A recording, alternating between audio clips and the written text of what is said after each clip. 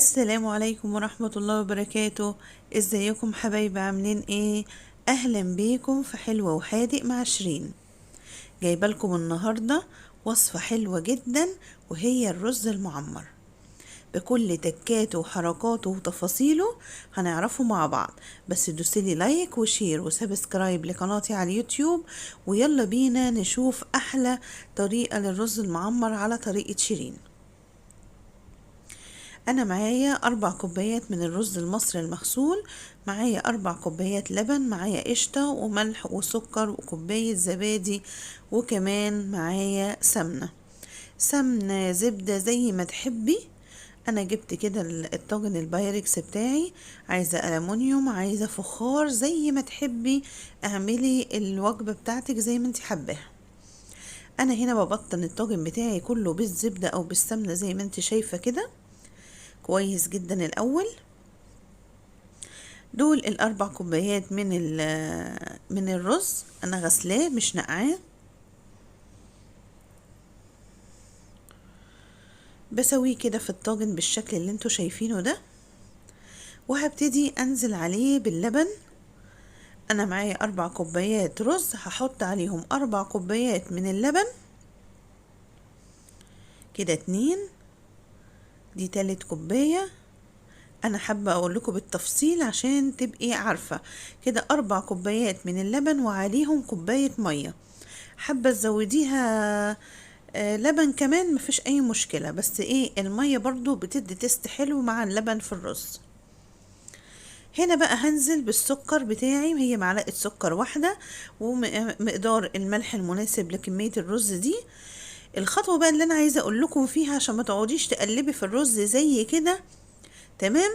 دوبي السكر والملح في اللبن كويس جدا قبل ما تضيفيه على الرز، اسهل ليكي، وكمان هيوزع السكر والملح كويس جدا في الرز بدل ما تقعدي تقلبي زي كده.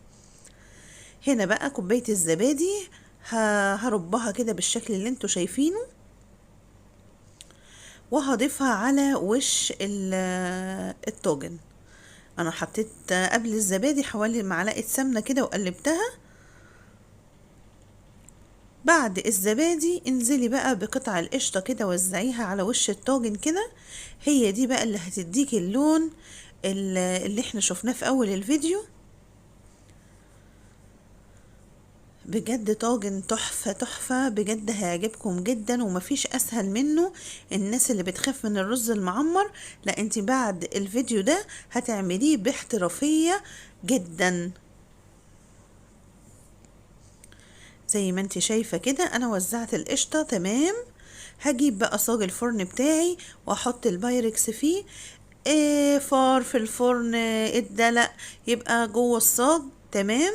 هعمل ايه دلوقتي؟ مش هدخله الفرن، انا هغطيه وهسيبه ساعة زي ما انت شايفة كده. سيب ساعة الاول. تسوية في الفرن على درجة 200. هنحطه على الصاجة من تحت، تمام، لحد ما هفتح الشواية عليه. وده الشكل النهائي بعد ما فتحنا الشواية عليه، وكان الشكل روعة، والريحة كانت قلب البيت حرفيا.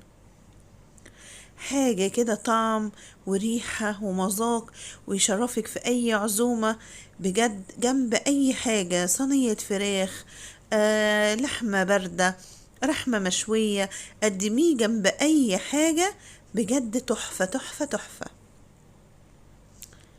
يلا بقى نقطع كده معاكم ونوريكم بقى شكله من جوه والفلفلة بتاعته.